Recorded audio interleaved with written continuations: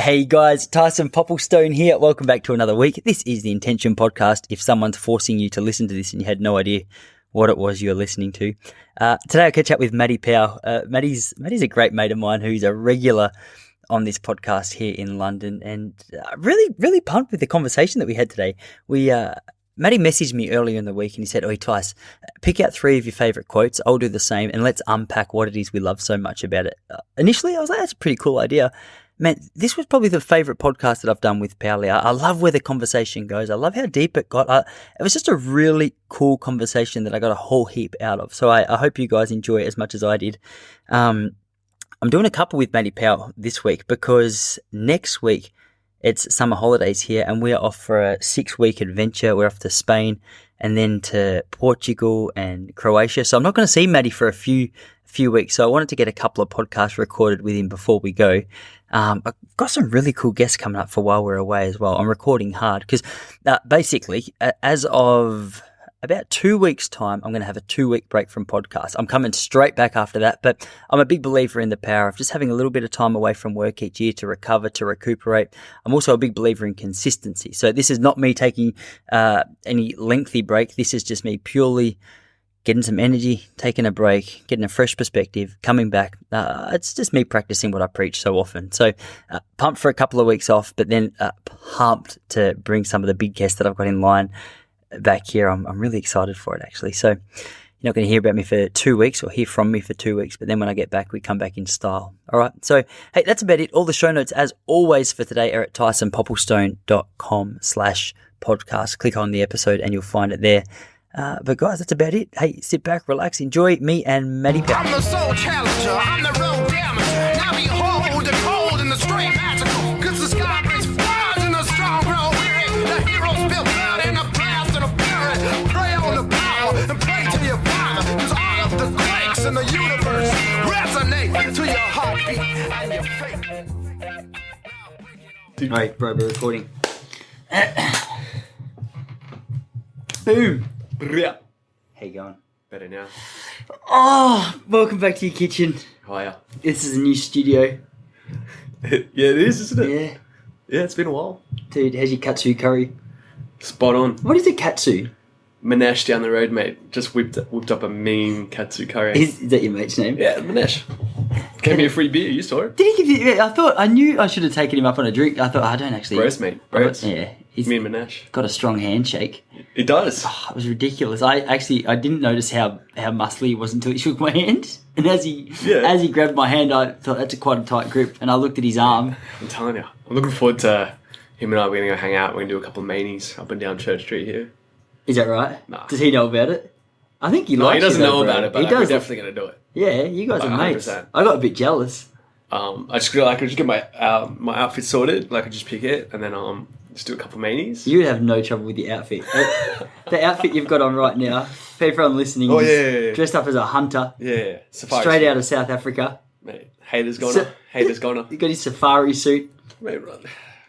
I couldn't Just even... give it 12 months when you're cruising down in Melbourne and you see every third bloke with a safari shirt on. You won't be able to see him. They'll all be camouflaged. Oh, there it is. You just see their heads. There it is. Or when they pop out behind things, you know where it all began. Oh, right. It actually suits you. I think, to be honest, the first time I saw it, I said to Jessie, I go, "Babe, do you like his shirt?" She goes, "Yeah, it's pretty good." I was like, "Yeah, I really want to get one."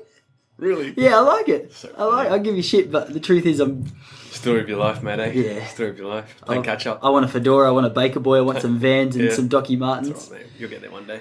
Oh, so we've got a week to go. You got 1 week left until you're on a worldwide trip. Mate, the last session on the 5th day. I still have no idea about cricket, and no one else who listens to this podcast cares about cricket references. Every week I get people... It's the 4th quarter, mate. Oh, the 4th quarter. There we go. Now we're talking. No one knows what we're talking about there. AFL-wise. Yeah, no, sorry. One more week. So what are you doing? Yeah, off to Portugal. Lisbon. My good mate, the Reese boys coming with. Head down the coast and just see where the wind takes us. That just sounds like trouble. I've met Reese once before. Yeah, look, he's a bad influence, but... Here we go. I'll just, we'll be right. Oh, man, we have to bang out a couple of these before I go, actually, because so me and Jessie are leaving in about 3 weeks. I'm pretty sure I'm trying to say that with a bit more confidence than Yeah, I the told boss, you before, the but I have boss. no idea. I got to talk to Jesse, the boss. Yeah, that's right. Yeah. So I'm not gonna see you for 6. I'll be away for our first year anniversary. No way. Yeah, bro. Oh, we'll man. be gone. Would you have to make it I'll up when send you you get something. back, eh? Oh my yeah, God. I sent you a card. Yeah. Oh, I sent you a card. Eh? Oh, yeah, bro, Yeah, oi. oi. Yeah, yeah. It's gonna be so good. Yeah, I'll send you a huge present. Yeah. Yeah. I'm gonna make It's sure. gonna be really big. Wait, hang Heaps out in of the mail. money, yeah? Swear, I can't wait. Yeah. Can't wait. I hope it's better than all the other presents because you're not that good at buying them. Oh, guilty. Anyway, man, what are you thinking? Just cracking another Oh, here comedy, we mate. go. That's what I'm thinking. Saturday night, Bailey's out to party. This is. Another one. We told the girls 25 minutes ago that we'll catch up. No, we told the girls an hour ago we'll catch up with him in 25 minutes. They're besties. we? They're not. No, No, we we didn't. didn't actually. We'll be right. That's cool. But it's Saturday night, party night. Yeah, we'll You crack didn't- this one out. Anyway. Dude, I like your idea. I can never segue. It's so awkward segueing from small talk into No, mate. what you've got Let's planned. Let's roll. But I like it. And as always, when I'm with you, I never even try and attempt to introduce a topic. And the fact is that you came up with this idea. You sent me a message during the week going, bro, I've got a banging idea. And the truth was, once again, 120. it was, what's 120? 120%. 92 plus 8. You know. Tell us about it, bro. What do you got planned? Oh, mate, short and sweet. 3 of your best quotes. What do you got? Hit me. Number 1. What do you reckon? 3 each. Nah, yeah, so 3 of our best quotes. Yeah, I reckon it'd be a cool idea. Just obviously, there's bloody 1,000 of our best quotes, favorite quotes, but maybe we can do this a couple more times. I found it so stressful trying to figure out what 3 quotes to pick. Because you're right, there I got a million quotes there. I got a folder on my computer titled "Favorite Quotes." Uh-huh. 'Cause- What's up there, mate? Make America Great Again. Oh, What's up there? yeah, 100%. What else you got? They're all Donald Trump. They're all Matty Powell. They're all Jesse Popplestone. Yeah, No, I yeah. got a lot. Give yourself an uppercut. That's a good one. Yeah. That's what I'm saying, I suppose. But Yeah, this is where it's hard to distinguish because all the quotes are things that, like, a lot of the people that I've. Okay, so you know you're in for a tough struggle when you've got 1,000 quotes to choose from all throughout history, and I keep looking back at one of my mum's quotes, which I'm going to drop as third because I think it's Best for probably last. Mumsy is story of your life. dude. She's delivered 100% with this quote, and You all can't- my mates back in Victoria say it. You can't go wrong with a bit of mumsy wisdom. You can't. I feel like it's funny on this podcast. How good are actually. mums, eh? Dude, especially your mum. She's gorgeous. Yeah, guilty. Standard. I got one Apple too. doesn't fall too far from the tree, though. That's an absolute lie. And I realised that once I met your mum. I thought, what? Your apple tree was was, adopted. obviously your apple tree I was was dead set obviously adopted. planted on a hill, and the apple's fallen down and rolled about Mate, two and I'll a tell you, half. that's how the women come in South Africa. I'm telling you. How? That's just the models, how they make them, mate. How they come out of the factory. How the production line out there, mate. All right, bro. So we're going to 3 of our best quotes and what we love about them. You're kickstarting this because let's just start in 100% style. Sure. You've introduced it. Hey, it's all yours. Do your thing. All right. Third one. All right, I think I'll leave that one. Sure, bud. All right. Well, this one, they're all pretty heavy, actually. They were all, so I don't know which one to leave to start off with. But maybe let's just do it. So this one is a little poem. And it's called The Tale of Ozymandias. Have you heard it before? Nope. All right, here we go. I met a traveller from an antique land who said, 2 vast and trunkless legs of stone stand in the desert. Near them, on the sand, half sunk, a shattered visage lies, whose frown and wrinkled lip and sneer of cold command tell that its sculptor, when these passions read, which yet survive stamped on lifeless things. Hang on, this doesn't make sense, does it? Hang on, I get towards the end. Here's the end of the quote. It goes, on a pedestal, the words appear. All right, so this guy, he's in the desert, and he comes across these ruins. That's just what this lingo was that I was just reading. And he comes across the pedestal, and here's the quote. My name is Ozymandias, King of Kings. Look on my works, ye mighty, and despair. Nothing beside remains. Round the decay of that colossal wreck, boundless and bare, the lone and level sand stretched far away. Probably didn't make sense. So this dude is walking in the desert and he comes across this little stone and it says, my name is Ozymandias, King of Kings. Look on my works, ye mighty and despair. and he looks around and it's just sand everywhere. Does that make sense? Is that a bit better? Dude, good. So it's called The Tale of Ozymandias, and it's really nice, I guess, message of non-permanence, and maybe also sort of where you place importance in our lives. So this king, he's built this city or this temple or this castle or whatever it is in the desert, and he's got this plaque and he's got these statues or whatever, and 1,000 years later nothing remains. It's just this little stone in the desert. And that's a really like beautiful, I guess, story metaphor for our lives, I suppose. And you know, we all try and build these castles in our homes, and the bigger the better, and the more possessions the better, and all that sort of stuff. But when you're lying on your deathbed, or in 100 years' time, or 10 years' time, you know, it's all kind of irrelevant. You know, it's all going to end up in the, you know, it's all going to end up in the secondhand store or the garbage tip. Being a little bit cynical there, but like, yeah, just as a really nice quote. Don't to relate this to the Bible. You know, it's like, don't store your treasures. Don't store your treasures here on earth, where moth eat and rust corrupt, something like that. Yeah. I kind of butchered that one as well. But the point is, what's important in life, it's not necessarily going to be these possessions and some things that we kind of place a lot of our time and energy and value in, and you know, whatever it is, like our hobbies, our bodies. That's a really big one. You know, planned obsolescence. Our bodies are fading day by day, year by year.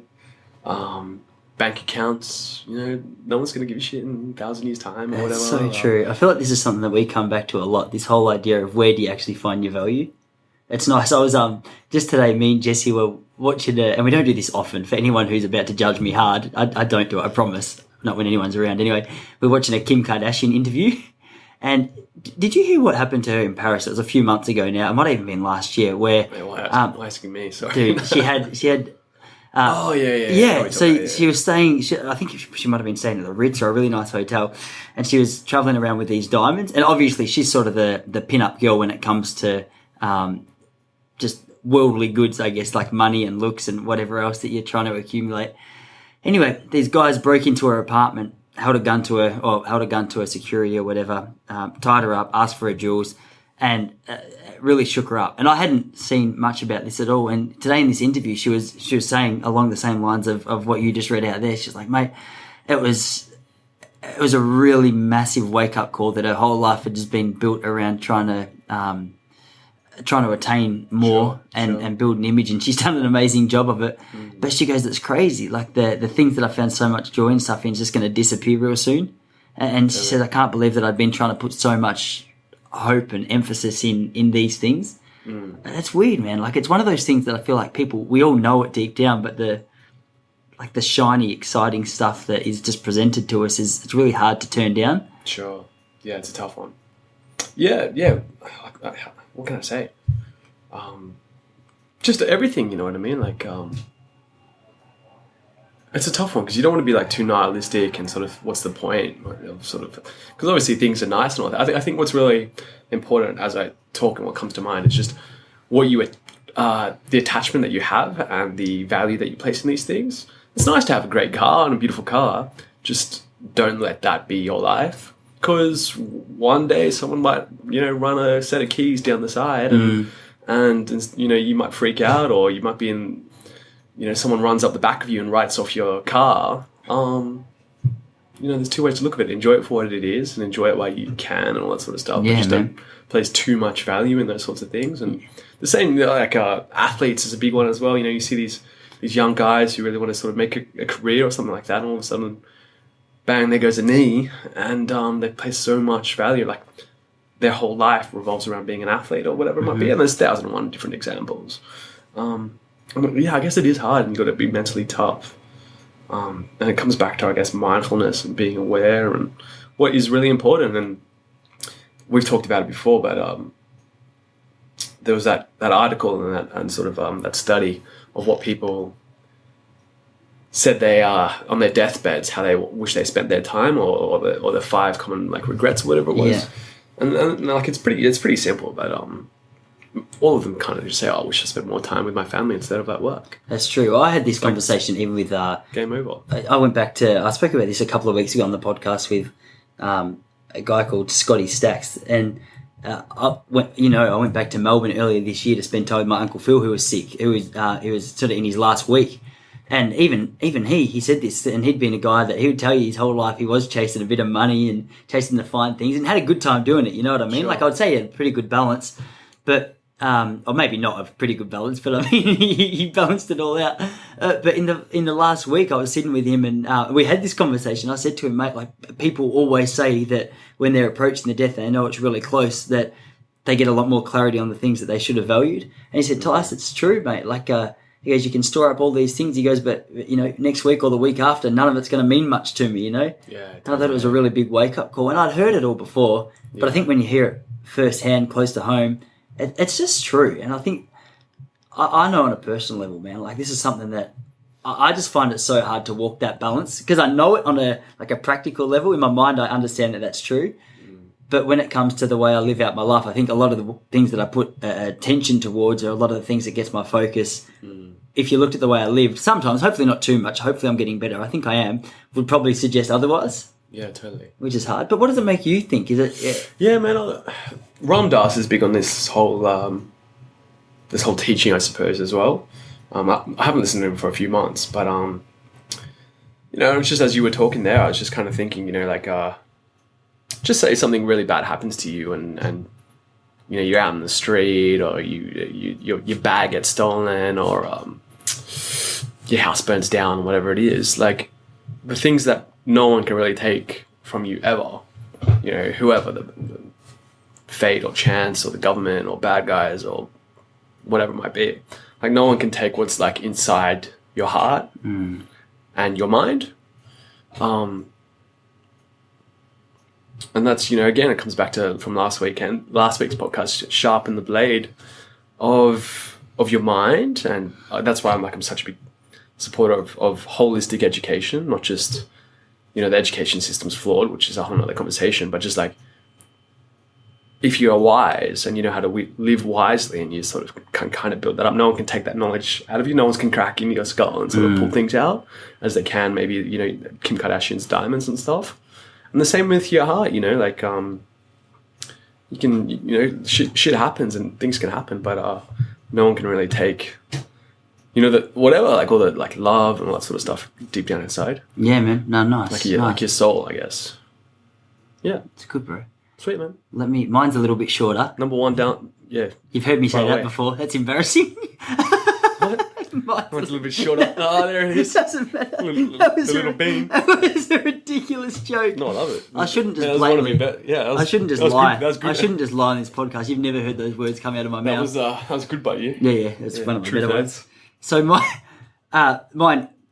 my quote is a little bit shorter. And as I said, it's so hard to pick 3 quotes out of all the ones I love. But no judgment. So there's a guy from Redeemer Church called Tim Keller over in the States.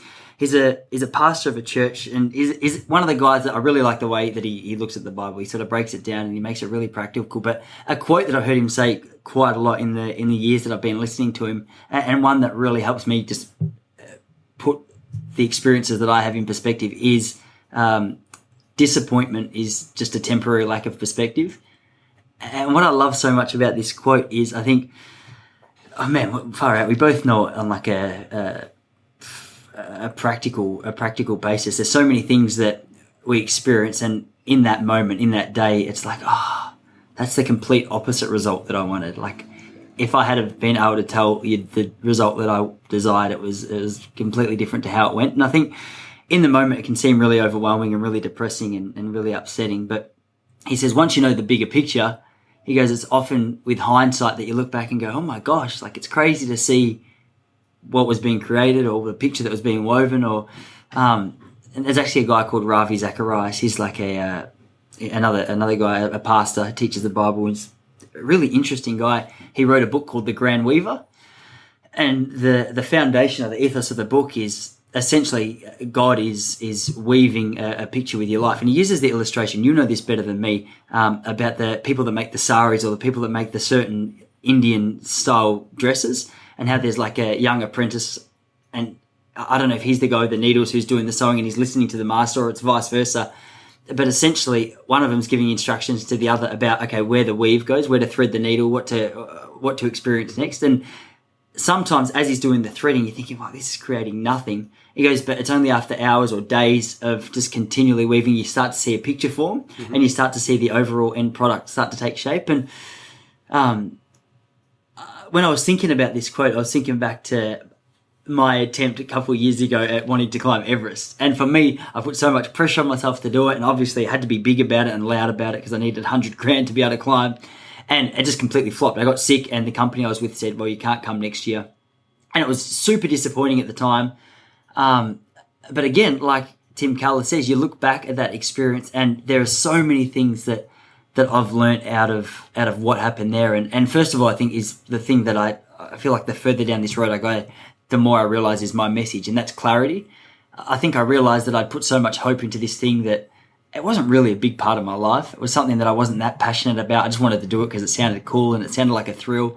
But still, the stories that came out of it were amazing, and just the memories that came out of it amazing. And looking back, there's no disappointment anymore. It's like, holy crap, that was a really cool experience. Sure. And I think I can just see that on a practical side. That, man, the truth is, when you can step back from the sort of the tunnel vision that you see a lot of your experiences with, the disappointment is actually part of a far, far bigger thing. Yeah, totally. It's a really nice one. Yeah, it's all about just that lens, hey, and sort of, obviously disappointment sucks in the moment, and like you said, I'm sure you were pretty shattered when the whole Mount Everest dream sort of fell apart and all that sort of stuff. But you know, just thinking back at some of the disappointments, however small they are, and breakups and fights with your mates, all that sort of stuff. But you kind of, you know, in hindsight, it is part of life, to use a cliche, but if you change the lens and you sort of see, you know, like how much you grew as a person and all that sort of stuff. And you know, when I coached sport back at school in Australia, like this was a constant theme, and it's got nothing to do, like, sport's got nothing to do with like winning at the end of the day. And my boys would sometimes lose, like, but they would be disappointed, but they would play really, really well often in these losses. And the point that I would always try and get across, like, you could play a crap team and win 40-0 and no one really learns anything, like, you're not even trying, it's just whatever. And sometimes that happened. And then you could play an awesome game, 2 even teams, and you lose by 1 point in the last minute, and the boys are shattered. But the amount of growth and resistance and challenging yourself and all that sort of stuff, and this is a metaphor for life, I suppose. Like, yeah, they lost in the day, but they're not losers. Like, you're not a loser. Yeah.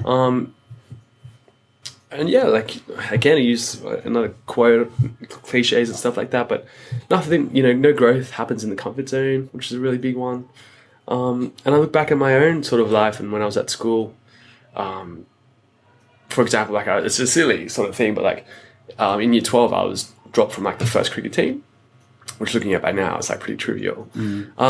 But I went on and had like probably like one of the best seasons ever in terms of like, I was in the seconds, but like with just the best bunch of blokes. And we ended up winning the championship, like undefeated. Man. And I look back at that now, 10 years later almost, and it was probably like the best cricket season I ever had in terms of like enjoyment and personal sort of growth and stuff like that. So yeah, I suppose it's just, of course, disappointment sucks, but it's just changed the lens, I suppose. And, you know, I think when you are a little bit disappointed, what's the quote again? It's like, failure is feedback. You know 100%. What I mean? Like, yeah.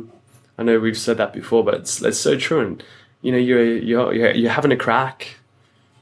You know, sure, maybe you stumbled this one time, but you're at least having a crack and you can get back up on your feet and sort of, you know, recalibrate. Yeah. I always look at people's stories, or the people that I really admire are the ones that have been through some really hard times. There's a Moroccan distance runner from the sort of 90s and early 2000s called Hisham El Garouj. And he was the best athlete in the world for 12, 13 years over 1,500 metres. And his first big Olympics was the 96 Atlanta Olympics. And he was a massive favourite to win. he set world records, I'm pretty sure, leading up to that race. And there's a Kenyan guy. No. There's an Algerian guy called Noureddin Morsali, who was another athlete that everyone was thinking, okay, he's going to be the major competition. And Al Garouge was right there with 400 to go, and he looked as clear. It looked as clear as ever that he was going to win. He looked very smooth, and he was just moving around the pack. And 450 meters to go, he tripped on a guy's shoe and hit the deck, and took him 3 seconds to get up, and the race was over. Fast forward the clock 4 years, he was a favourite again. He'd set more world records in Sydney. He hadn't lost a race between 96 and 2000. Gunfires, favourite to win, went out, just got beaten by a better bloke, Nguyen Yen, on the day. And he said he hung a photo of himself after his just disappointment at the Sydney Olympics above his bed for 4 years, and promised himself he would never experience that emotion again. And I actually went to Athens with my dad in 2004 to watch this guy, and we were in the arena when he was lining up for his 1500. It was his last Olympics, and it was his last opportunity to win the Olympic gold. He had all the world records. He hadn't been touched for the last 4 years. And then he came out, won the race, and it's like a real Rocky story now. I look back and I'm like, man, that story is, I feel like it's better now. It's an amazing the story. Fact that he hadn't won those last 2 Olympics, the pressure. Dude, he won the race. I started crying. Yeah, I was going to ask you, mate. I was crying, man. I was so funny. Before the race even started, I was sweating and I was just freaking out for him. I know you love your running. That would have been huge. But it was massive, man. 6'3". Yeah. Anyway, what about you? You got a couple more? Oh, mate. No, that was cool. I like it. That's cool, We'll eh? probably talk about that one for days, but let's move on to the next one, eh? All right, it's another one. It's a little bit deep, but whatever. Deep's good. Roll with the punches. This one, I really, when I heard it, it just kind of hit me for 6. I think it might have been Jordan Peterson, actually. Anyway, it goes, it's from the Bible. The book Thomas.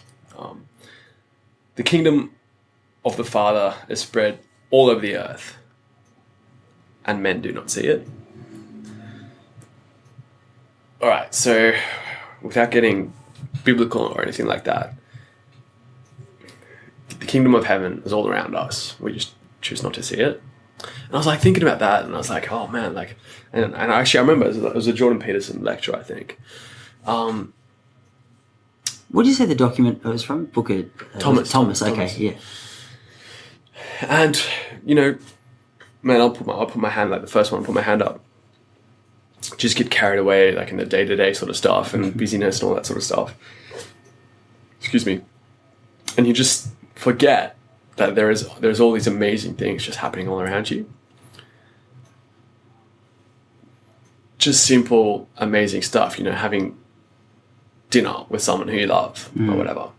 If you actually pause to watch like the sun for 10 seconds or whatever. You see kids playing across the street. If you really want to get like deep and sort of, just think about like, your body, your mind, just actually stop and think about it for 60 seconds. Like what is this? Like, what am I, what I mean? Like, it's crazy. Or, have a look around us and the food we eat, and like the fact that I'm eating like this banana and it turns into something and gives me energy. Like, what is that? Yeah. Like, what is that? Yeah. And yeah, all sorts of other things, I'm not that I can speak for myself, but I'm sure if you had kids one day and all this sort of stuff, like, it's amazing. And, how cool are our bodies and how cool are our minds, and the fact that we can read and learn. And man, I could talk about this for 20 minutes, but, without getting sort of, into religion or whatever, it's just like, I think it's just a really nice message to remind ourselves that there are all these beautiful things around us. Yeah.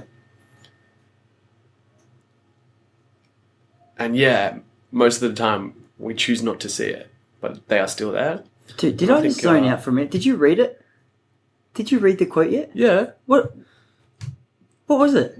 The quote? Oh, the kingdom of heaven is... Yeah, sorry, bud. Sorry, bro, I thought that was you freestyling. I thought that's a... The kingdom of the Father is spread all over the earth, and men do not see it. Yeah. Yeah. This is the verse from Thomas. So, yeah, that's it, man. But, yeah, without sort of, doesn't really matter, like I said, about religion or if you're a believer or not. It's just the fact that just pause if you're hanging out with your friends and you're having a good time and you're laughing. Like that is a miracle if you really sort of. Yeah, man, it's cool. It's such a good point, man. Sorry, bro, I don't know what happened there. I thought you were freestyle. I was waiting for you to look at the computer, but you'd memorised that one. So I told you a few weeks ago. I spent a few years at a Bible college, Melbourne School of Theology, back in Melbourne. Hillsong. Anyway, yeah, you got me. My fashion was nowhere near good enough to attend Hillsong. Mate, you are the biggest Hillsong, dude. What can I say? I've got to get my big glasses. It's so good. Anyway, while I was there, one of the questions that continually came up in one of my classes was, okay, talk to us. Like, what is the kingdom of heaven? Because a lot of people, especially in the church world or the religious world, you assume that the kingdom of heaven is purely heaven. So when you die, if you're good or if you believe the right things, you go to heaven. Yeah. But I love the way that my tutor explained it. He goes, cool, that is potentially true, yeah, like what you said there. He goes, but I like to see heaven as being like it's the now, but it's also the not yet. And he said the now part of it is what a lot of people in like religious organizations forget. They think everything that they do now is all sort of just putting some money away for what happens after death. But what you just said, I think, is a massive, it's a real massive wake up, eye-opening message to so many people about the beauty that is just here and now and across the table from me right now in the form of Matty Powell. Stop it. Yeah, man, beautiful. It's really nice, but I think it's so easy just to get caught up in the mundane and the routine and the older you get, man. We talk about this. Like you see a little kid running around and the smallest things, dude, are so exciting. Me and Jesse walked here tonight and there was a chick chasing a dog. A chick, she was about 4 years old, chasing a dog. Dude, she was having the best time of her life. But for me, I was like, honestly, go, like, what are you doing? You know, go join your parents. Well, that's the wonder, like, you know, that inner kid that people sometimes talk about. Like, we all have this inner kid inside of us, and kind of, and you see kids because they see these things for the first time, and like, they're just like, oh wow, it's crazy. And to them, like, to see like to go to the zoo or go to like play with a dog or something, it is like a bit of a sort of small miracle or whatever you want to call it. The kingdom of earth, kingdom of heaven is all around you. Yeah, man. I like what you say there as well about the now. It's so true. Like heaven and hell is also another metaphor, and it's a really nice another analogy. I think I might have mentioned this before, but it's about the samurai. Have I told you this? I'll tell you anyway. Potentially. If for the people listening, but so there's like this warlord who him and his army like take over this city or this town, and everyone hears the warlord is coming and invading, so they all just flee the town, right? And there's this one monk who's left in the temple, and this warlord hears that this monk has refused to flee and is kind of a bit defiant, and is just chilling out, staying in his temple. So he gets furious, and so he storms over to the temple, and sees this monk and confronts him, and he's like this small, diminutive little monk, and this is like 6 foot whatever warrior warlord with his sword and all that sort of stuff, and he goes, how dare you defy me? He goes, all right, I'll spare your life if you tell me one thing. What is the meaning of heaven? And so like the monk like kind of says, there's no way I'm going to tell you, you big old brute, and starts laughing at him a little bit. And this warlord gets enraged and pulls out his sword, and he lifts his sword over his head and he's about to strike the monk. And what does the monk say? He goes, stop.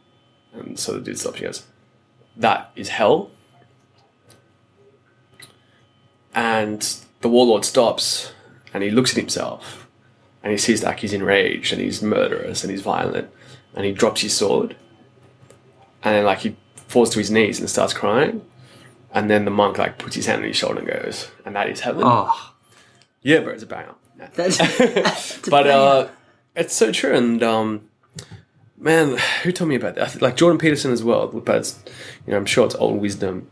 You can see people in the street occasionally, and look, there's a lot of sort of there's a lot of unwell people around here in terms of like London and on the streets and drinking and homeless a little bit for whatever unfortunate circumstances. But sometimes Jordan Peterson describes it when you walk and you sort of they're walking towards you, and then you almost feel this atmosphere in the air, and you can feel it's like, all right, like this person is unstable or a bit whatever. It's hard to put in words, but he describes like that is like a bit of a hell situation, because that person has created like such a destructive thing that their life right now is actually that they're living a hell. Wow. In terms of maybe, there's obviously some sort of deep hurt for them to be living on the street or something like that, or the fact that they have turned to drugs and are destroying themselves, whatever it is, without trivializing all those sort of details. And on the other hand, when you meet someone who's, an absolute legend, that is sort of a form of heaven, I guess, and even in our own lives, you can create, like you said, the now. On a Sunday afternoon when you're just having a good time, you can create like a miniature little heaven. So yeah, it's really, I don't know, it's like, yeah, I'm a big fan of that. That's really cool, man. And I feel like I like that, because I feel like it's a theme that we've sort of been circling back to a little bit, man. Can I bring a bit of Bobby Dylan into this conversation? And everyone who has either heard of Bob Dylan or not would have heard this simple one: don't criticize what you don't understand.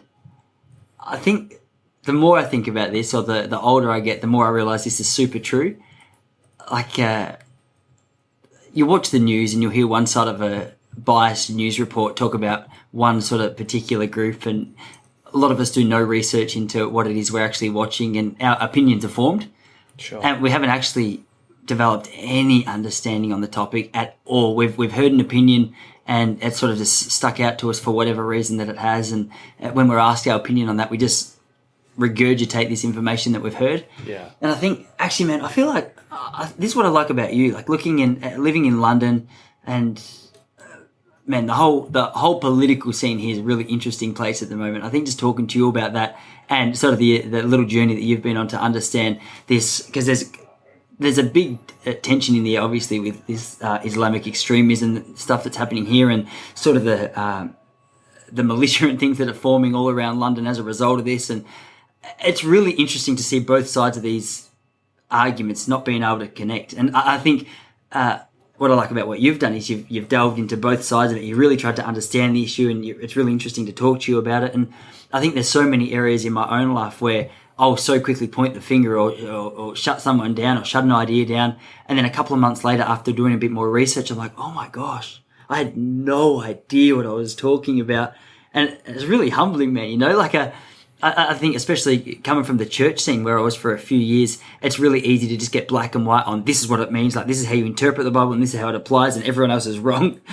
But then you listen to someone like Jordan Peterson, or you talk to someone like yourself, or you'll hear another opinion, or you hear someone saying the same thing using different words, and you're like, whoa, like, this conversation's far bigger than what I ever thought. And it's nice for me, man, because I think it just sort of takes the walls down from a lot of conversations, and takes the need to be right away from a lot of conversations. It just, I think, just having the capacity to be interested in understanding where people are coming from rather than defending your own point of view is something that is really powerful. Totally, man.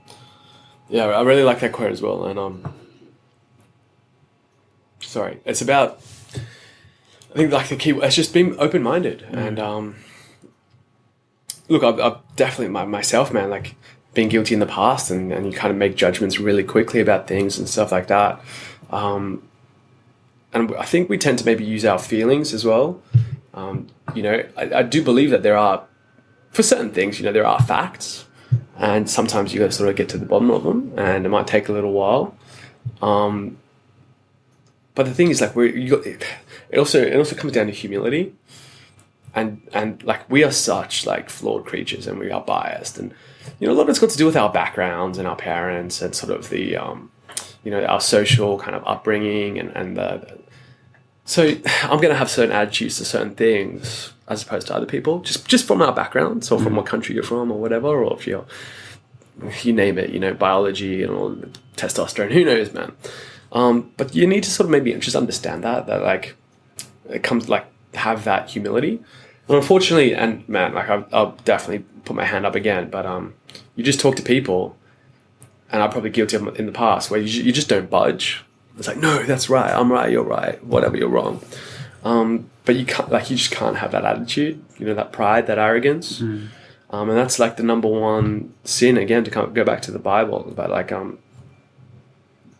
the original sin is pride, like Saint Lucifer, the devil that fell from heaven, because he was just too arrogant, too proud. And another really nice metaphor comes to the Tower of Babel. And so the Tower of Babel is that humans thought they could build this tower up to the heavens, and it came crashing back down. And again, just to use the metaphor, it doesn't matter if it existed or not. I need to stop saying that. But we think that in our opinions we are like these gods, or these intelligent, whatever. No way, I'm right. Like, you can't change my mind. And that's sort of like living in the Tower of Babel a little bit. Like, you're not, there's some sort of super being. There are flaws. You don't know everything, and you just need to be able to sort of sometimes cop that on the chin and sort of be humble and to understand and have empathy as well. Not everyone. Understanding and be empathetic, and not everyone has the same time on their hands or care factor or whatever, and that's again like what's this whole conversation like in politics and things like that. Sometimes there are facts that people are ignorant of and that they can be informed on, but once you realize like it's not even necessarily that person. It's actually like, it started from when like they were a kid and their parents and how they kind of, what type of home they grew up. And sometimes, if they're open or conscientious and all this sort of stuff, and their personality kind of dictates what their views are to the world. So a really simple one is just like travel. Like some people like to stay at home and never leave home. And some people are more like travelers. And it's the same with political views and stuff like that. So I think like don't get too passionate about it and have that humility. I wanted to say something else about this. Oh yeah, so I remember like I caught up with one of my mates. I suppose I'm looking at myself in the mirror here. And we were talking about a current affair issue, political issue. And he said to me, he's like, "No, you can't change my mind on this. I've done all the research." And I just remember like I left that conversation. And this is what I'm talking about. Like, you can't have that attitude. Like, you just can't be like shut your mind off. Like, yeah, you might have done a lot of research and stuff like that, but you can't just say, "No, you can't change my mind on this topic." So yeah, it's a really good one, man. Like, don't criticize what you don't understand, and yeah, just be open-minded and be humble. Yeah, man. So yeah, so it's a powerful Bobby Dylan. point. Powerful point. Thank you. Yeah. You got one more, bro? Yeah, man, got one more. Get rich or die trying. 50 Cent. Stop it. No, I'm just kidding. I thought you would thought I was for real there for a second. Bro, I had you back whatever you were going Get for. rich or die You know what I trying. knew? You know what I knew? I thought if you're going to go with get rich or die trying, you're going to twist this around, and before I know it, I'll want to read the Bible even more because the way you twisted it. Or vomit on my sweater already. Mom spaghetti. Oh, stop it. On the nervous, I look nervous. That's not the words. Nah, bro, here it is, man. Paulo Coelho, The Alchemist. Yes. Kind of like started my whole journey a little bit when I first read this book. I think I was in Nepal, man. But anyway, wherever the heart is, there you'll find your treasure. Bro. Mic Bro, drop. that's another that's straight out of the Bible as well. Mic drop. It is, Bang. actually, it is. Yeah. I know that. And Paulo Coelho is like massive sort of into his Christianity and stuff. Yeah. But I actually didn't know that when I first read it. Yeah. I was like, oh, And yeah, again, coming back to 1,000-year-old wisdom, follow your heart. Like, I know it's a cliche, but it's just the couple of times that I've kind of, well, man, my life's been chill. Like, but for example, when I started university, I was doing a course that I was doing construction management, and I just knew, like, in my heart and my gut, I kind of had this vibe. Like, I didn't really want to do it. To be honest, I didn't really know what I wanted to do with my life. And at the time, it seemed like a big decision, but I was like, again, this is another story. Is like the star on the horizon, the guiding star, which led the 3 wise kings in the desert to the birth of Jesus, or Nazareth, whatever it was. Yeah.